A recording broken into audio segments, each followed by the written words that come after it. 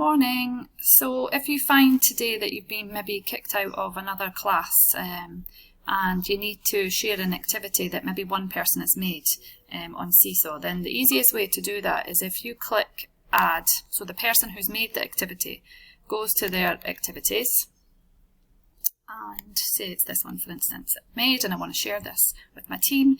Then I go to the three dots at the bottom and I press Share Activity. So I get a code for that. Code copied, and then what I might do is I might email that to somebody, so Control paste it into an email.